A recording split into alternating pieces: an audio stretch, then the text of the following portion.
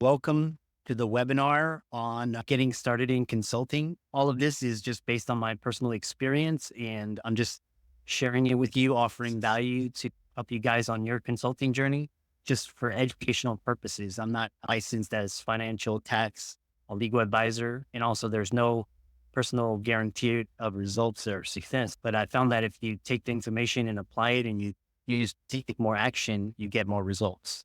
And then you again are responsible for your own actions. So we're going to learn in this webinar, we're going to go over consulting, what the field is, what exactly is a consultant, how you can use consulting to enhance your goal, getting started, some of the top skill sets needed to set you apart from the crowd and also to guarantee your success. And then some little bit of pearls of wisdom from my personal experience, from my clients' experience, a lot of success story. And then you'll hear about a program that we have for you guys. I curated a lot of the questions that you guys sent to me, and then I compiled it into some of the top 3 questions to help you guys get started. So I'm going to break it down a little bit. I have 10 minutes short intro. I'm going to do 15, 20 minutes of pure value add content. So I came from a very humble beginnings. From an early age, all through high school, I was always the outsider. I was very entrepreneurial, and a series of events happened to me beginning when I was 11 years old. Grew up with a lot of uncertainty. So that uncertainty prepared me for a lot of the opportunities post 9/11 and 2008, and now COVID-19. So I learned that the only way to create that amount of certainty was 4 realizations. One, I was never going to be dependent upon anyone or anything. I had to be able to create my own success, my own free.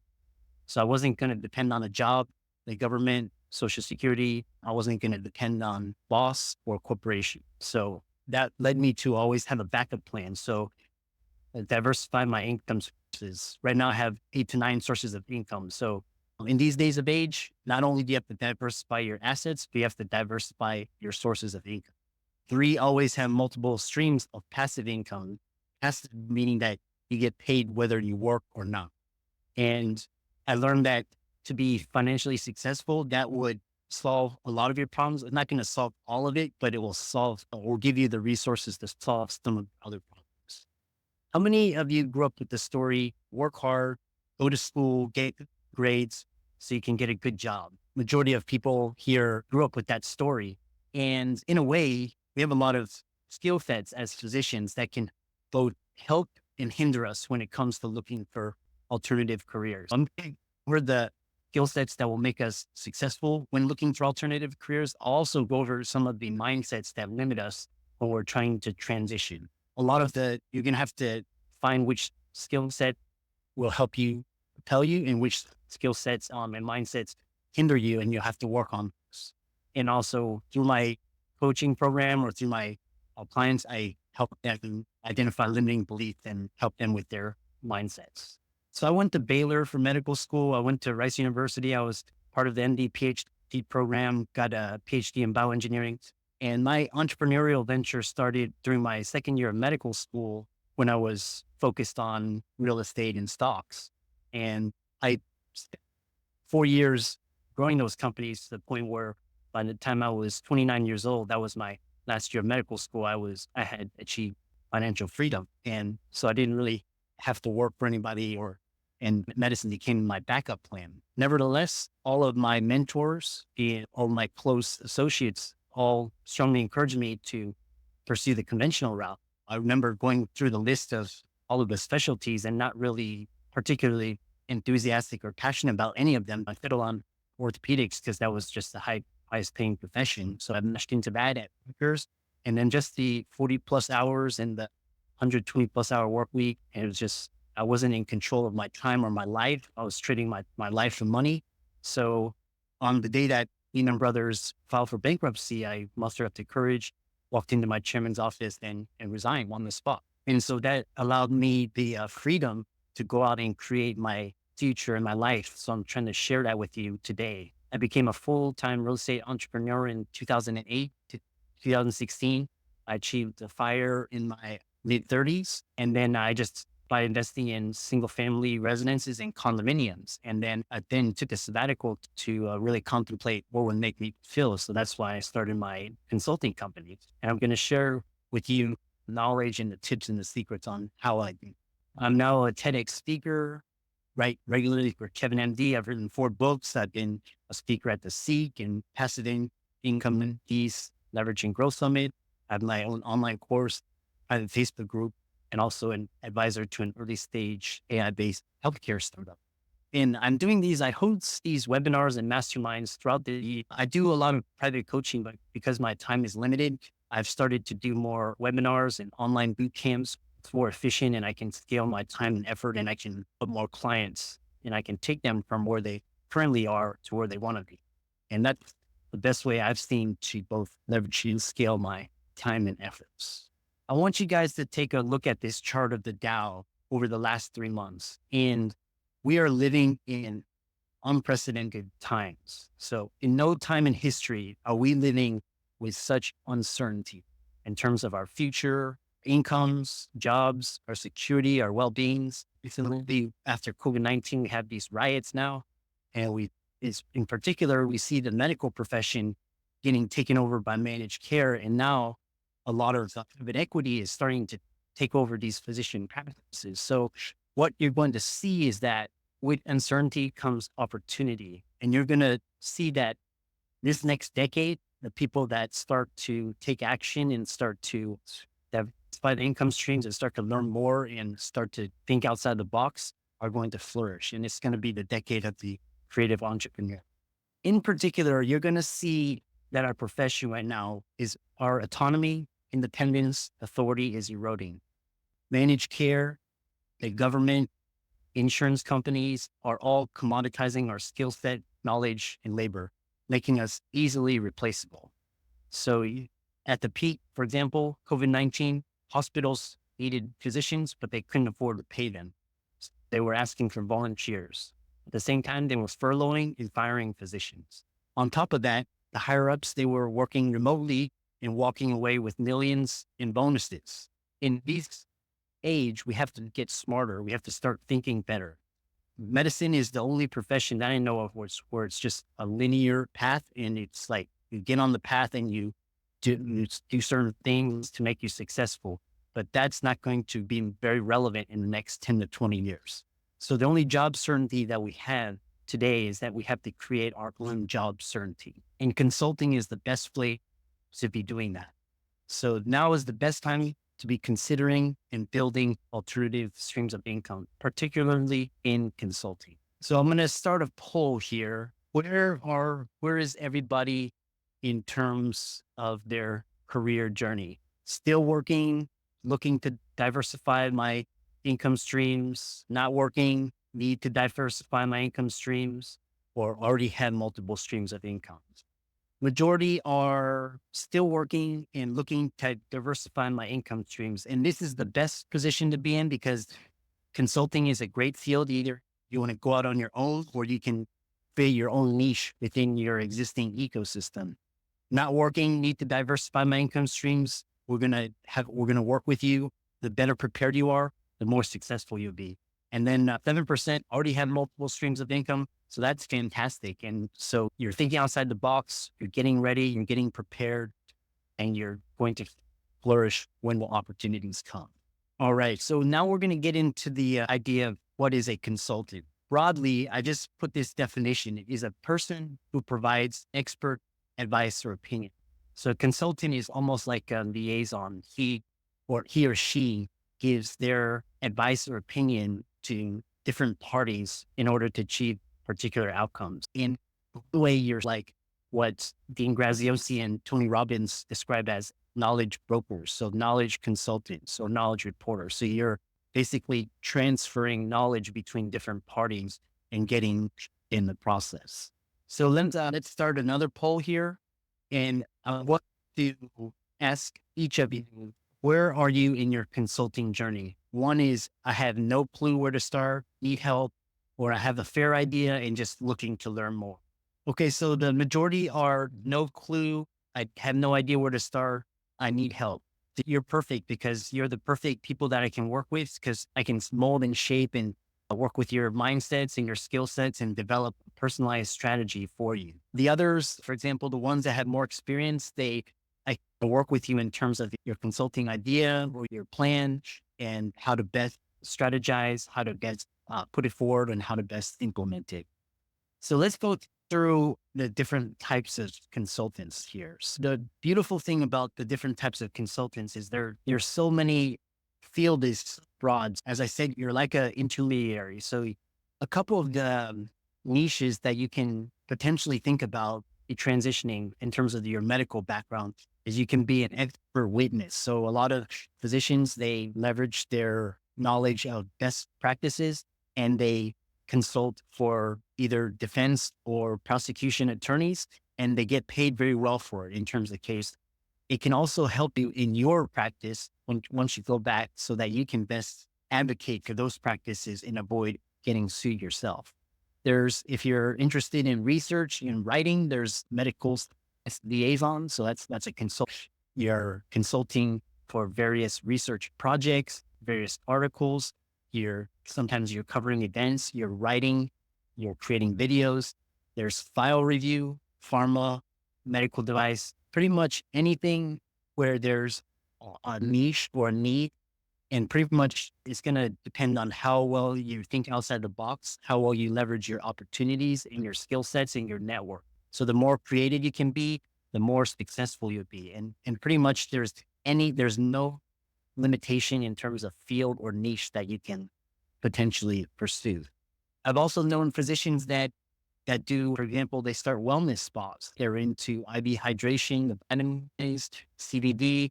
There's a lot of wellness. There's athletic performance. There's coaching. There's so many. That's the beauty of it. You have such a great skill set. You have great education, experience, knowledge. We all take care of patients. We're all treating patients so that you can leverage those skill sets into different niches as a consultant. So here's I'm going to go into the most common question that I got from my audience was, what can I consult? What I recommend is a consulting career isn't going to be a straight linear path that we're all used to where you go through residency, fellowship, get your job and that sort of thing. Consulting job and a career is going to be, one, you have to get your foot in the door. Two, you're going to have to start small and you're going to have to work your way. There's going to be a lot of rejection, a lot of no's. So part of my program is where I take the client and do an assessment, work on their mindsets. I then transform their skill sets and come up with a strategy. And then we make it permanent so that when they go forward in the next years, they'll be prosperous and successful. The other thing is the beauty of consulting is that it's a perfect fit for entrepreneurs, self-employed, if you go out on your own. If you're going to stay within your hospital or your department or your particular specialty, you can always develop a niche brand within that. The other question I get is from the big name firms. Being a freelance consultant is a lot different than working for McKinsey, Accenture, and Deloitte. So a lot of my colleagues work for those big name firms, but the focus here is more on developing a consulting niche that you can create on your own and go out on. Extremely flexible. So as a physician, you can go out or you can stay within your existing ecosystem. Pretty much anything you can think of, you can consult on. I want to go into some of the mindsets that hold us back. So one is, as physicians, I hear a lot, I'm only good at patient care. Two is that I'm not good at anything or I don't know what to do. And all of these mindsets really you're shooting yourself in the foot because what it is that we're so used to pleasing people and being yes, and just because we're altruistic. So we get taken advantage of by the bureaucrats in the system.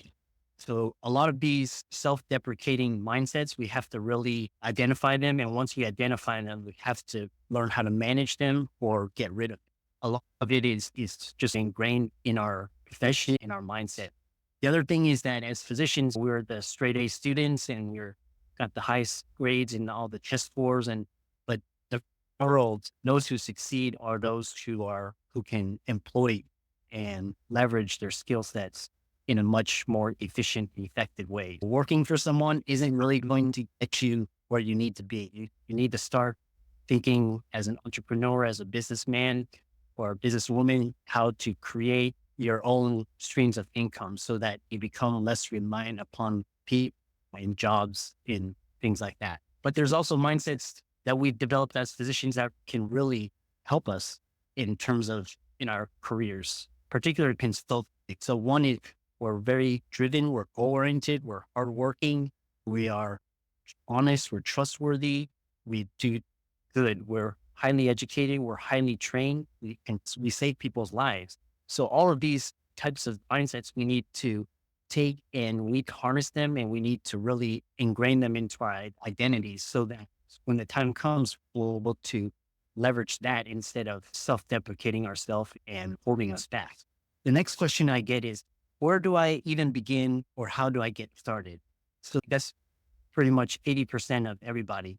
And that's a great question. And I'm glad that every single one of you took the action to come in to try and learn more. So one is you have to have something invested. So you can listen to podcasts, you can listen to YouTube, but those are just supplements. You really have to have someone to either show you the ropes or have an online course. But you have to have some sort of investment. It's a systematic process. When I first started out in 2008, when I went out as a full-time entrepreneur, that was back in 2008, there were no physician coaches. The first physician coach came around 2010, which was before. And when she came, it was 150 per hour for one session.